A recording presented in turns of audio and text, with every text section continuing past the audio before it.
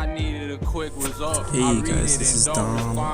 This is a training video for the 2024-2025 capstone, the Burgmans, to demonstrate how we're going to be doing backgrounds. You can see I'm just going through using red. At this point I'm sketching. You can use whatever brush you'd like for that.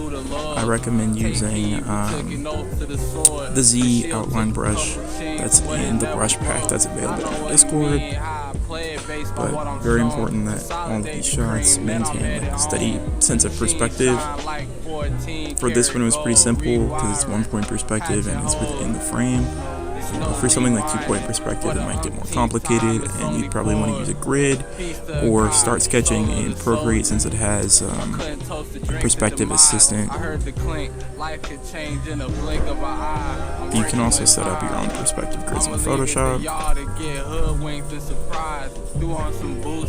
I'd rather be with you when I'm high. I went ahead and mixed some Beetlejuice with the wine. So the first thing I did is I went to, I opened the PDF of the storyboards. In the future you're probably going to have to open up the file for the animatic. And I just took a screenshot of this scene.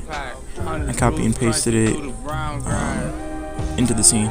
Since there were camera moves on this one, I got a little finicky, but I figured it out. It's also really important that you set your file sizes up to be as large as possible, and that's going to be dependent on the scene itself, because different scenes will have camera moves, which will require different sizes of canvases, basically.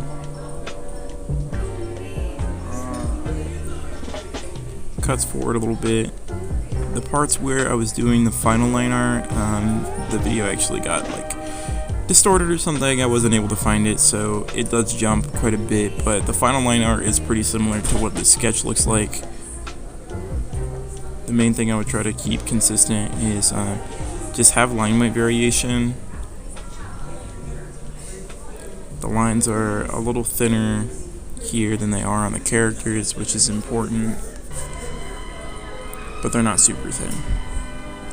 I try to make them darker when I can, wherever there's going to be an indication that there's a change in the direction that a form is going, or where there would be a shadow, or also just where you can get a really chunky graphic look.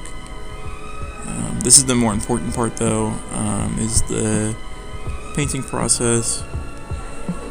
The line art's on a separate layer and it's going to stay black. We're not going to color it or anything like that. And I'm going through and I create a layer where I just set up the flat colors, making sure that maybe the values are distinct or that the color palette is something that I like. In this stage it's okay to do things like have grass be just straight up green or sky be straight blue, but when you get later into the painting process you're going to want to change that because that looks kind of boring and flat.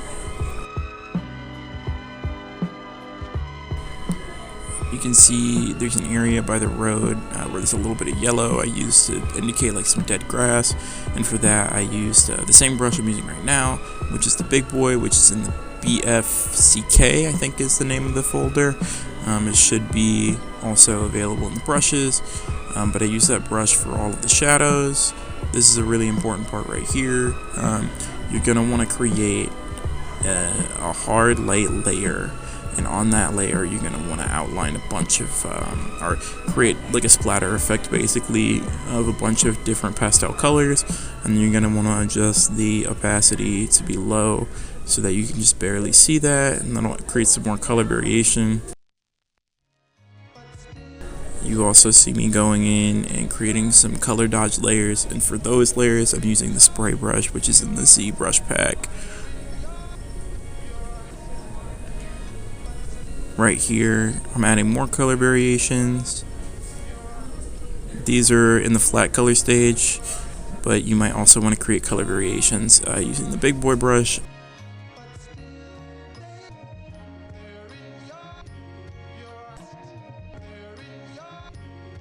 Oh, this is just some stuff I was doing for Chris.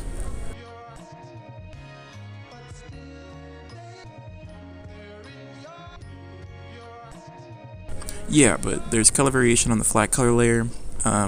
What I also do is I'll create another layer and I'll create more color variation using the big boy brush, just by sampling the color and going a little lighter or darker on the value, or maybe saturating it a little more or a little less. by like a very, very small amount, and that makes things look a little more interesting. Going through and cleaning things up a little bit. So I added a layer that's a multiply layer that's just basically color purple, which changes all of the colors in the scene to be a little bit more interesting looking. There's a multiply layer with that same purple that's used for all the shadows. And then here you see I'm erasing out the light from that multiply layer, the purple one, like the initial flat multiply layer, I'm erasing out the light from. And then I'll go through after the fact and I'll add a color dodge layer on top of that. And then this last thing you're seeing me do is at the very end, I add one last color dodge layer. This one's on really low opacity for the entire scene, and one last multiply layer that's also on lower opacity for the entire scene, just to give it some more depth. And here, what I just went through really fast and did is I added some blur using the blur tool, and then I also duplicated the entire image, and then I used the Gaussian blur tool to blur that about 10% or to 5%, somewhere around there, and then I lower the opacity of the blurred image. It's important that you have a duplicate of the original image so that you can layer them on top of each other, and that'll give it kind of like this less digital look. But yeah, that's the whole thing. Awesome. Please DM me in the chat if you have any questions or concerns or anything like that. I plan on making a few more of these as I go about making some more backgrounds so you guys can have a better understanding of kind of the direction we're going with this.